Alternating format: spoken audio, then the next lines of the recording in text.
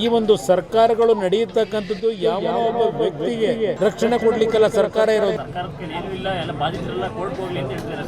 ಅಂದರೆ ನೀವು ಸರ್ಕಾರದವರು ಅವನ ಜೊತೆಯಲ್ಲಿ ಆ ಕಂಪನಿ ಜೊತೆ ನೀವು ಸೇರ್ಕೊಂಡು ಲೂಟಿ ಹೊಡ್ಕೊಂಡು ಕೂತ್ಕೊಳ್ಳಿ, ರೈತರು ದಿನ ಕೋರ್ಟ್ ಮುಂದೆ ಅಲ್ಕೊಂಡು ನಿಂತಿರ್ತಾರಲ್ವಾ.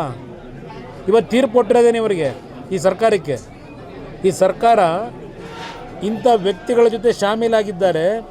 ಇವತ್ತು ಈ ಒಂದು ಸರ್ಕಾರಗಳು ನಡೆಯತಕ್ಕಂಥದ್ದು ಯಾವನೋ ಒಬ್ಬ ವ್ಯಕ್ತಿಗೆ ರಕ್ಷಣೆ ಕೊಡಲಿಕ್ಕೆಲ್ಲ ಸರ್ಕಾರ ಇರೋದು. ನಾಡಿನ 6.5 ಕೋಟಿ ಜನತೆಗೆ ರಕ್ಷಣೆ ಕೊಡಲಿಕ್ಕಿರೋದು ಸರ್ಕಾರ ಅನ್ನೋದನ್ನು ತೀರ್ಪು ಕೊಟ್ಟಿದ್ದಾರೆ, ಫೈಂಡಿಂಗ್ಸ್ ಕೊಟ್ಟಿದ್ದಾರೆ. ಈ ಸರ್ಕಾರ ಈ ಕಂಪನಿಗೆ ಇವತ್ತು ಸಂಪೂರ್ಣ ಶರಣಾಗತಿಯನ್ನು ಮಾಡಿದ್ದಾರೆ ಅಂತಕ್ಕಂಥದ್ದು ಒಂದು.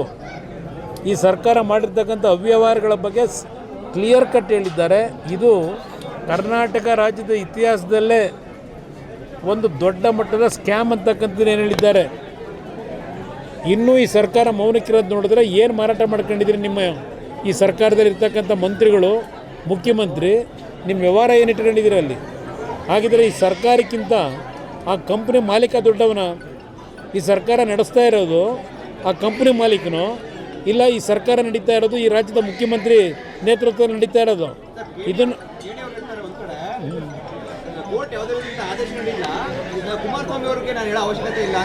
ನನಗೆ ಹೇಳಬೇಕಾಗಿಲ್ಲ, ನಾನು ಅವ್ರು ಕಟ್ಕೊಂಡು ನನಗಾಗಬೇಕಾಗಿರೋದು. ನಾನು ಹೇಳ್ತಿರೋದು ಅವನಿಗೆಲ್ಲ ಹೇಳ್ತಾ ಇರೋದು.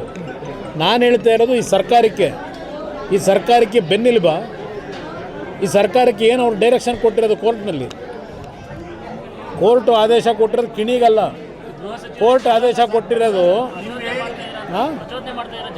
ಪ್ರಚೋದನೆ ಅಲ್ಲ. ಜನ ಇಷ್ಟೊತ್ತಿಗೆ ನುಗ್ಗಬೇಕಾಗಿತ್ತು.